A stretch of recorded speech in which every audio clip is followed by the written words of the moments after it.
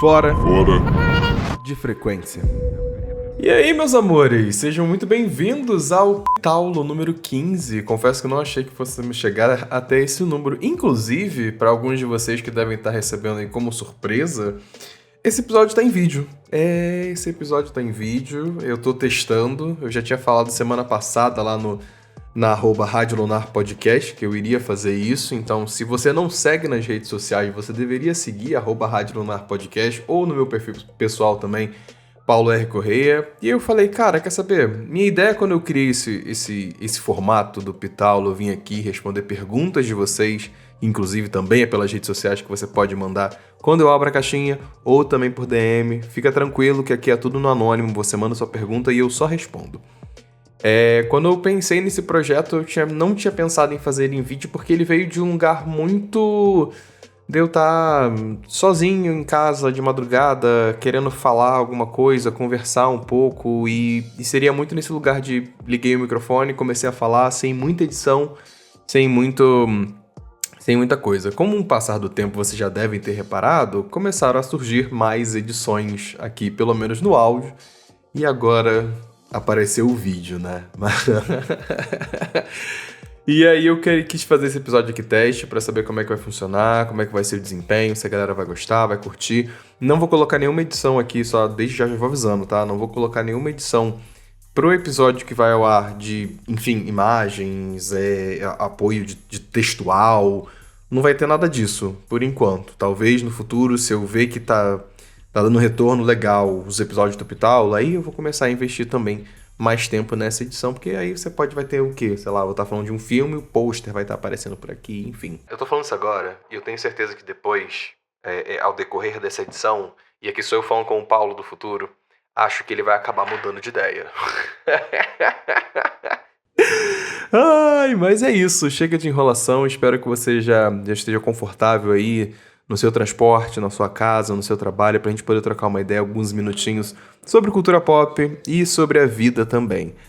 Inclusive agora vocês vão poder, pelo menos nesse episódio, vocês vão poder me ver de fato tomando água. Quando eu falo que eu tô dando uma pausa pra beber água, de fato eu estou dando um gole de água. E você também deveria fazer o mesmo aí do outro lado, tá? Aproveita e se hidrata, porque quando eu voltar, já vai ser pra responder as perguntas de vocês.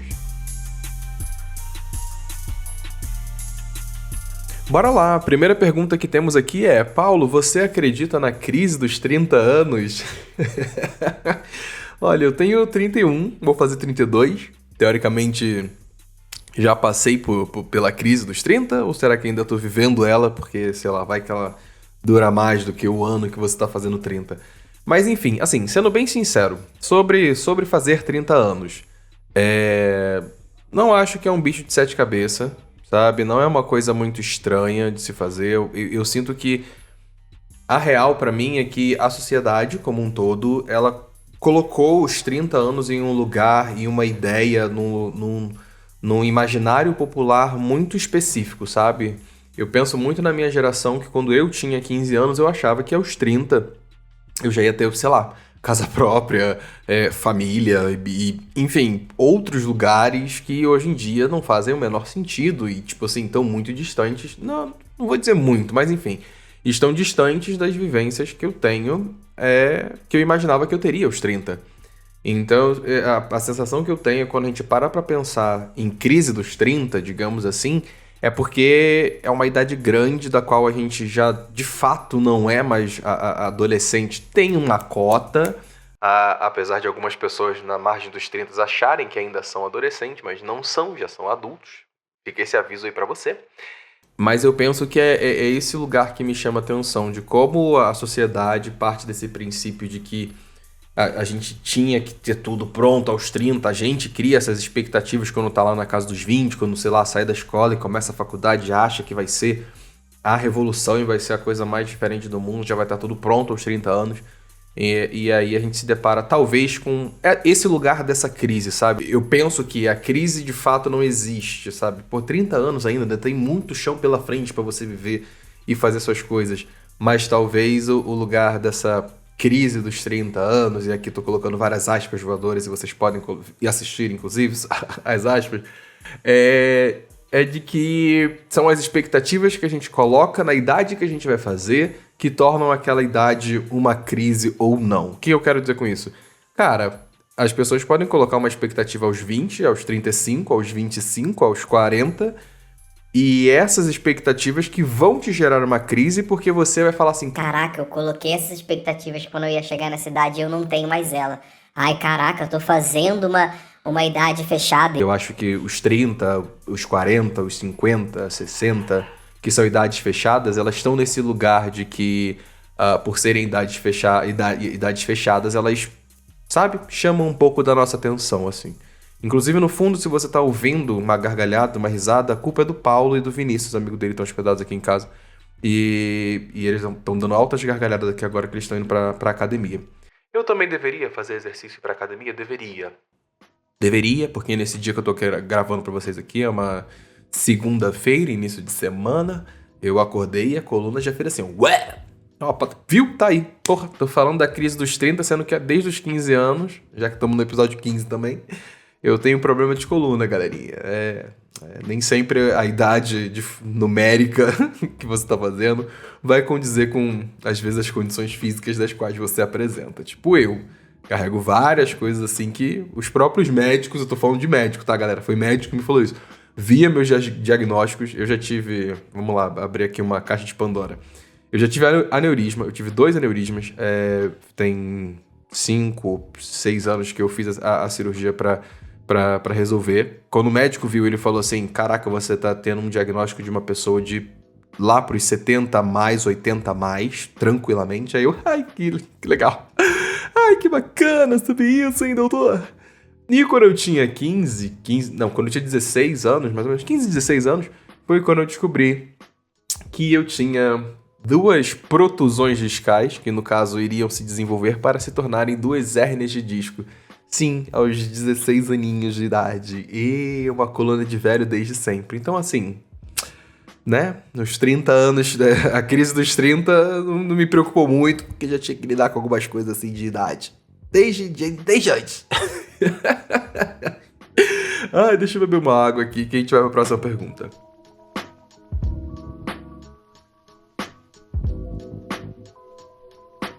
Sente falta do E aí Gay? Se sim, o que mais sente falta? Olha, já vou deixar aqui o aviso, o convite, que se você é um boiolinha, me acompanha e gosta do E aí Gay, saiba que na semana anterior que tá saindo esse episódio, teve o reencontro do E aí Gay 5 anos depois da sua criação. 1 ano depois que a gente encerrou o projeto, teve um reencontro na versão em vídeo do Me Conte Uma Fofoca, que sai às sextas-feiras. Então, se você ainda não assistiu, fica aqui o convite, porque tá lá eu, Dantinhas e o Ti falando boas bobagens e besteiras e fofocando também um pouco sobre a vida. Então fica lá esse convite.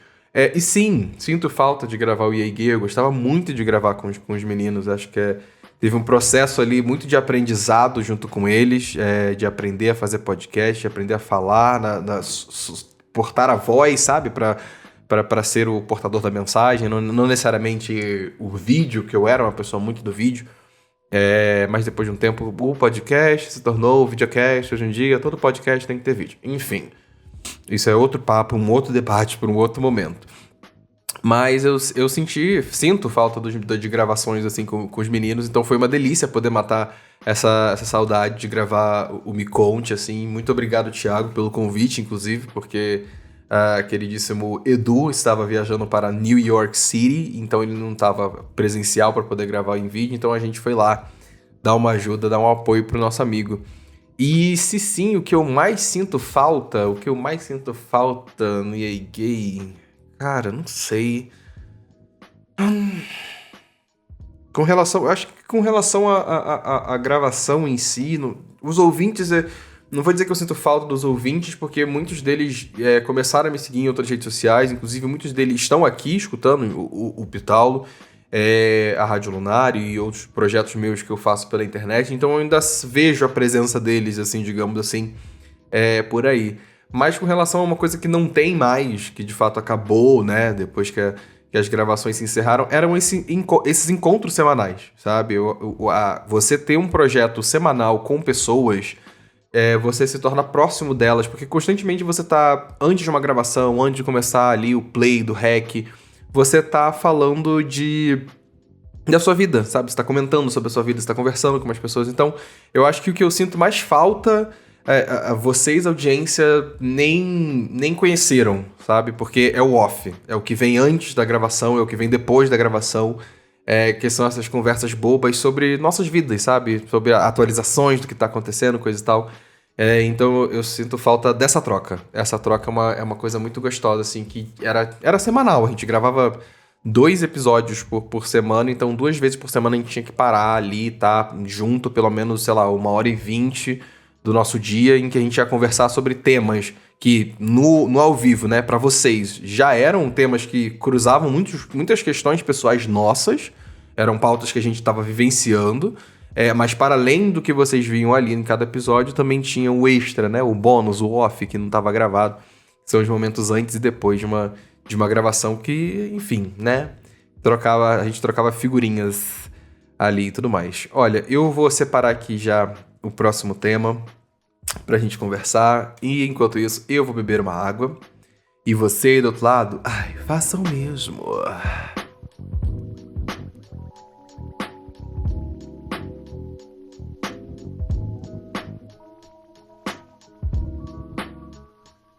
Bora lá. Peraí, bora lá não, porque o cachorro do Vinícius tá latindo aqui no fundo. E eu quero comentar sobre um reality show que eu fiquei completamente obcecado, e literalmente obcecado, gente. Tô gravando na segunda, eu comecei a ver ele no domingo à noite, eu madruguei maratonando ele, no dia seguinte, na segunda de manhã, hoje de manhã, eu acordei e, enfim, fui terminar os 2 últimos episódios que eu precisava assistir, que se chama o reality Segredo de $1 Milhão, tá lá na Netflix, e cara, sim, eu adorei. Eu adorei porque ele é um tipo de reality show do estilo que eu gosto. Que é aquele reality show de filha da putagem. Enfim, vamos lá. Só pra vocês entenderem o que eu quero dizer com filha da putagem. Ele é apresentado pelo Peter, se não me engano é esse o nome do apresentador. É um cara muito interessante, mas ele não é o mais importante da história, né? A série apresenta 10 competidores, e um deles ali vai receber secretamente $1 milhão no início do jogo. E o objetivo do milionário é manter a sua identidade oculta, ou seja, ninguém pode saber que você é um milionário, enquanto os outros competidores ali estão tentando descobrir quem detém o prêmio. E aí, né, aquela coisa de você ter que mentir, não sei o quê, mas, todavia, entretanto, e é onde talvez ali a galera é bem roteirizada, porque, enfim, é um reality show americano, e eu acho que assistir reality shows hoje em dia, a gente sabe que eles são muitas vezes roteirizados em certas medidas sobre a forma como ele é editado pra gente, ou o que acontece dentro do ambiente do reality show. Em alguma das duas vertentes, ou até mesmo nas duas, vai ser minimamente roteirizada a forma de apresentar. Então, tirando esse papo da frente, é pra embarcar no rolê da narrativa do reality. E, cara, é muito engraçado porque a pessoa tem que montar uma estratégia pra ela poder mentir, de fazer dedução, porque as pessoas que não são milionárias têm que deduzir com quem tá a caixa.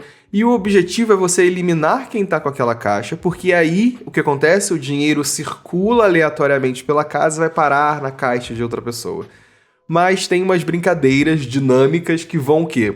Dando pista para as pessoas que conseguem ganhar as dinâmicas impostas ali em cada episódio, para ela ganhar uma dica para conseguir descobrir quem é o milionário. E o milionário também tem a missão particular dele, que tem como objetivo dar ele, sei lá, vantagem na votação, votos que... cancelar o voto de alguém, e por aí vai, sabe? Ele vai meio que brincando nesse lugar. E é o tipo de reality show que eu confesso que eu sou completamente apaixonado, porque é sobre mentiras e traição, é sobre blefar, sabe? Não é sobre, nossa, vamos ver aqui o nosso convívio, sobre sermos amigos.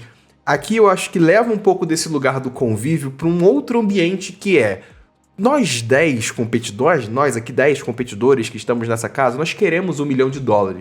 E nós vamos ter que mentir para conseguir esse $1 milhão.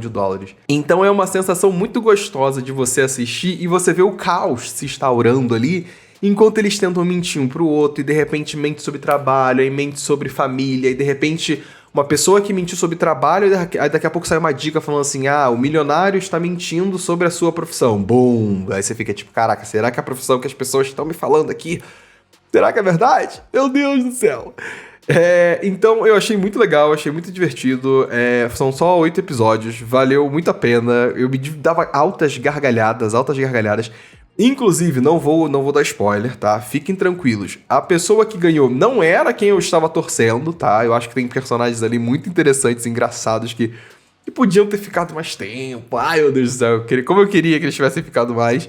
Mas enfim, acabaram não sendo. E isso me levou para um outro lugar, porque existem outros reality shows sobre filha da putagem, sobre você ter que mentir, ser trapaceiro, porque todo mundo está com o objetivo ali de ganhar um dinheirão. E aqui no caso, né, $1 milhão. É muito dinheiro. E isso me fez lembrar de outros reality shows. Tem um, inclusive, que tá na minha lista e eu vou trazer aqui para vocês para comentar, mas eu ainda não assisti. Porque, enfim, eu ainda não assisti, só não assisti mesmo. Eu acho que ele tem 3 temporadas já, que é The Traitors. Que é mais ou menos essa mesma dinâmica que pessoas vão para uma casa, só que no caso do The Traitors são 3 traidores, e as pessoas têm que descobrir quem são esses traidores, enfim, tem umas dinâmicas que são parecidas e outras que são diferentes a esse. Mas um que eu já assisti, e eu sei que tem uma outra temporada, inclusive na Netflix, e eu quero assistir, tem uma indicação de um ouvinte aqui, que ele comentou comigo nos stories, que ele falou assim, cara, você precisa assistir Investidos, o jogo da desconfiança. Que ele falou que esse aqui é um pouco diferente, porque a ideia tem um prêmio gigante que ele já está dividido entre todo mundo. A ideia é que, tipo assim, todo mundo já chega no jogo como ganhador.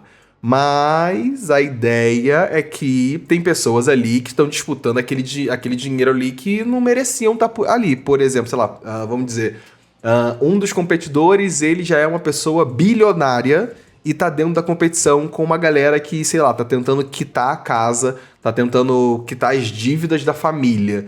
Então, tipo assim, essa pessoa que já é bilionária não tá precisando desse dinheiro, desse reality. Como é que a gente faz pra descobrir quem é ela?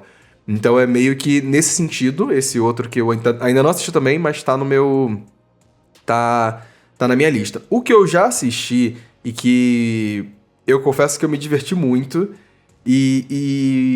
é diferente desses outros que eu tô falando, porque ele é sobre filha da putagem, é sobre você mentir, é sobre você blefar e tudo mais, mas ele tem um lugar diferente, que é O Jogo do Diabo, também tem lá na Netflix.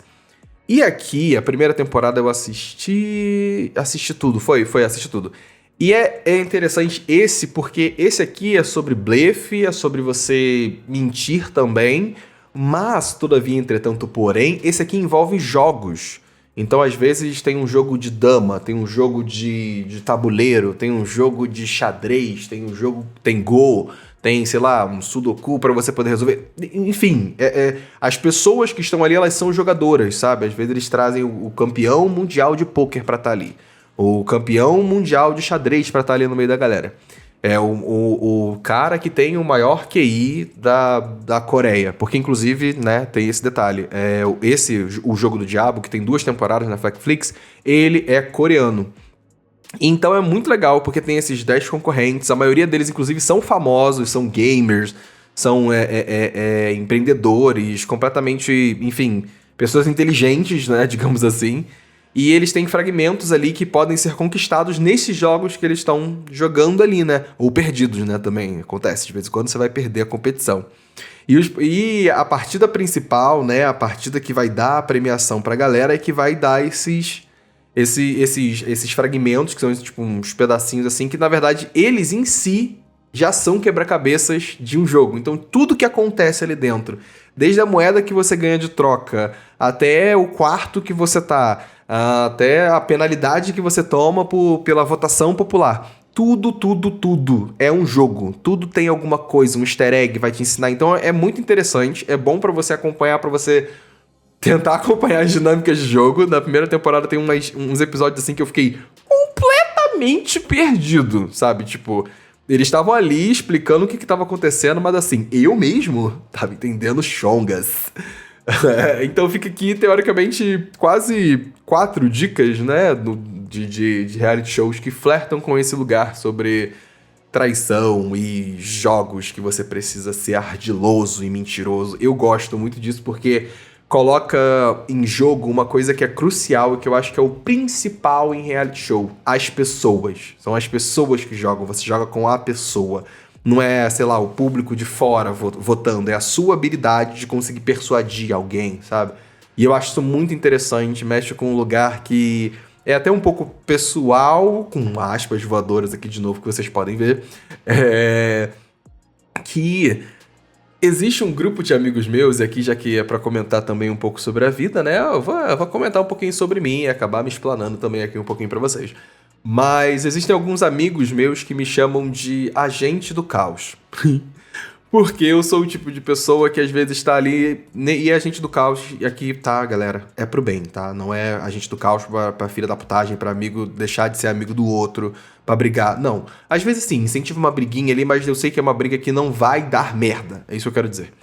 E aí alguns amigos me chamam de agente do caos porque eu sou meio que essa pessoa que tá num grupo de amigos, ali tá todo mundo bebendo numa rodinha de amigos. Aí, de repente, eu jogo um questionamento assim, bum, na mesa, que eu sei que vai ter um embate de cabeça, sabe? As pessoas vão ficar falando, não, eu não acho isso, não, eu não concordo com isso, não, eu não concordo com você. E aí, no final das contas, eu que tô instigando ali o caos acontecer, a movimentação acontecer, Exu que eu digo, inclusive hoje, segunda-feira, Laroie, pra você que é de Laroie, eu acho engraçado, porque eu fico de retaguarda, sabe? Só assistindo ali a briga e as tretas e o caos acontecer. E assistir esses reality shows me leva um pouco pra esse lugar que a gente tá acompanhando, sabe? Vendo o caos acontecer ali, torcendo pra uma pessoa ou outra, ou às vezes não torcendo pra ninguém, só de fato acompanhando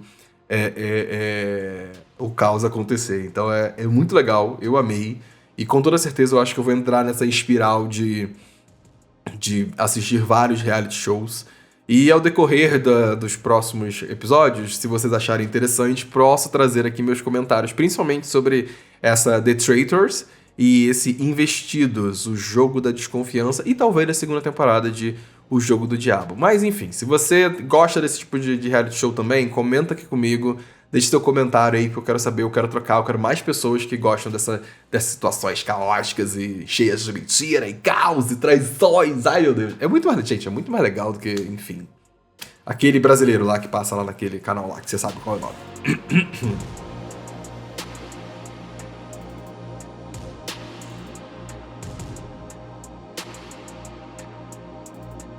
Já bebi minha água e agora você também deveria beber a sua. Let's go! Enquanto você bebe a sua água, eu vou trazendo já a próxima dica que eu estou encantado. Eu demorei muito pra assistir esse filme. Ele já tá disponível pra você alugar em algumas plataformas, ou também se você quiser vai lá no seu Plurflix, que você também acha. Demorei pra assistir, me arrependo, porque que experiência gostosa é assistir Um Dia Daqueles. Filme que tem aí protagonizado pela Keke Palmer, perfeita, incrível, maravilhosa, eu adoro ela na comédia, pra mim é sensacional, ela é divertida demais. E a sua parceira de cena, que é a Cisa, que tem um detalhe aqui, vamos ser sinceros e concordar todos nós, de que a Cisa, ela interpreta a Cisa, né? Ela é uma cantora e se meteu ali pra fazer a atuação, inclusive esse é o primeiro papel da Cisa como atriz? Não sei dizer, vou perguntar aqui pro Google enquanto eu falo com vocês. Ao que tudo indica aqui nas pesquisas, caso alguém já tenha visto ela em outro filme aí, me avisam, mas ao que tudo indica é o primeiro filme, é o primeiro longa dela que ela trabalha como atriz. Eu não assisti Insecure toda, inclusive, gente, peço perdão aí pra quem é fã de Insecure, eu sei que é incrível, mas só não assisti mesmo, qualquer dia eu paro pra assistir, mas apareceu aqui ela acreditada, não sei se ela já fez alguma cena. Mas enfim. Um Dia Daqueles, eu achei, assim, divertidíssimo, é muito leve. Você acompanha aí literalmente um dia na vida dessas duas amigas que estão passando por poucas e boas, né? Elas estão precisando pagar aí o aluguel delas, porque a personagem da Cisa resolveu confiar num boy lixo, e o boy lixo, ao invés de pagar o cara que era responsável pelo apartamento, ele sumiu com a grana. E daí, daí é ladeira abaixo pra elas irem atrás do dinheiro, de como elas vão conseguir o dinheiro. Tem uma cena maravilhosa no hospital que eu me mijava de rir. E fazia muito tempo disso, de que eu não vi um filme de comédia que me fazia dar tantas gargalhadas como eu tava dando com esse filme. E é muito gostoso e interessante de você ver, principalmente pra nós, pessoas pretas, esse lugar da comédia que abraça a gente, sabe? A gente se sente abraçado pelas vivências e várias nuances que aparecem aí, e vários deboches também, obviamente, sobre o lugar da branquitude em meio a esse caos todo que tá acontecendo no filme. Então fica essa super dica, porque é leve, sabe? Você vai assistir, você vai dar boas risadas. Acho que algumas pessoas vão se emocionar, sim, porque o filme tem esse debate sobre o lugar da amizade nas nossas vidas, sabe? Que às vezes são as nossas amizades que vão ajudar a gente a voltar pro trilho, sabe? Que vão ajudar a gente a seguir um caminho, a buscar o que a gente gosta, a continuar seguindo por onde a gente deveria seguir. Então tem esse viés, sabe? Porque é uma comédia sobre erros, sabe? Sobre vários erros que vão acontecendo, mas mistura muito bem emoção, sabe? De quanto a amizade pode ser testada em momentos de crise. Eu acho que todo mundo já passou por momentos de crise em algum momento, em alguma amizade da vida.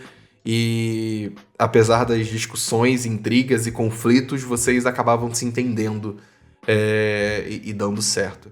Pra mim foi uma experiência interessante, porque eu queria ter assistido muito com o meu roommate, inclusive ele não sabe dessa informação. Eu queria ter assistido muito com ele, porque em vários momentos ali da relação das duas, porque enfim, elas são amigas que dividem o apartamento e, né, hoje em dia eu divido o apartamento com um amigo meu. Eu achei que tem algumas interações entre elas, assim, que eu falei assim, cara, isso é a cara do Paulo. Inclusive o nome dele também é Paulo, tá? São dois Paulos na mesma casa, os dois usam óculos. E os dois são pretinhos. A galera daqui do prédio demorou a entender como é que era a dinâmica. Falou assim, gente, vocês são o quê? Gêmeos? Apesar de... Brinquei, a gente não tem nada a ver um com o outro, tá? Esse áudio aqui é um aviso que eu tô colocando depois que o episódio já foi todo gravado, porque na reta final aqui do episódio a câmera infelizmente parou de gravar, então você que tava acompanhando em vídeo, muito obrigado, mas infelizmente vai ser só até aqui que vai ter o vídeo. Eu avisei que era tudo teste. Enfim, a câmera tava configurada com um limitador de tempo de gravação e eu não tinha reparado, tinha esquecido de corrigir essa configuração dela. Enfim, continue com o episódio aí, pelo menos em áudio, tá? Beijo. Fica essa super dica pra você pegar um dia, talvez juntar os amigos. Eu acho que é o tipo de filme muito bom pra você assistir com aquela pessoa que você gosta muito, que é uma amizade que você tem há muito tempo. É verdade, é um filme excelente pra você juntar a galera, juntar os amigos que você gosta, que já passaram por momentos com você ou que você tá conhecendo agora, porque é um filme sobre amizade, sabe? Que às vezes vai dar tudo errado na vida, mas os amigos ainda estão ali pra poder levantar a gente, e às vezes é através desses amigos que nós vamos conseguir as conquistas que nós estamos procurando para as nossas vidas. Fica aqui um pouco da mensagem que eu senti por trás do filme, assim. Por trás não, né? Pela frente, porque, porra, tá na cara que é o filme falando sobre isso. E é isso, é uma excelente dica. Eu vou aqui beber uma água e a gente já vai pra nossa reta final.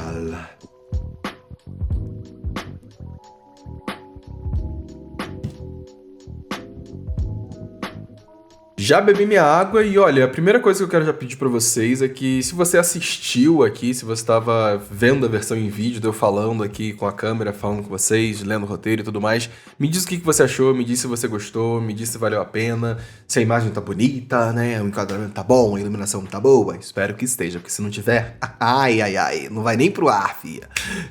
E aí me comenta comigo pra eu saber o que vocês estão achando. Fica aqui uma informação, um comentário, que eu acho que em breve, já essa pergunta vai aparecer. Porque já que eu abro a caixinha de perguntas tanto no meu perfil quanto no perfil da Rádio Lunar, o link do Anônimo e tudo mais, eu sei que essa pergunta vai aparecer, mas quando esse episódio sair, essa informação já vai ter vazado, já vai tá rodando por aí, então eu já conto aqui pra vocês em primeira mão, porque eu acho que o episódio sai primeiro. Talvez o episódio saia primeiro. Vamos ver.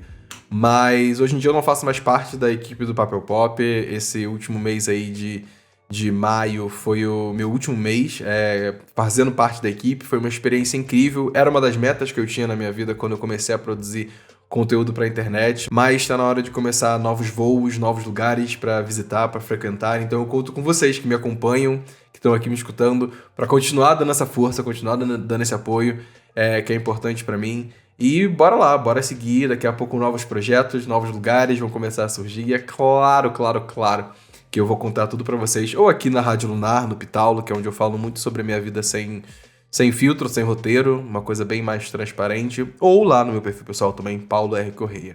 Enfim, um beijo pra você que assistiu até aqui, deixe seu comentário, por favor, vamos trocar ideia, vamos conversar, manda DM, eu tô lá pra trocar com vocês. É isso.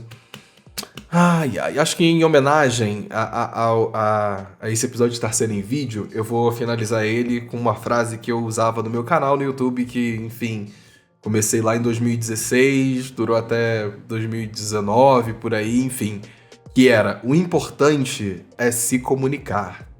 Algum ouvinte aí talvez já reconheça essa frase. Enfim, beijo, fui, tchau, acabou, ei!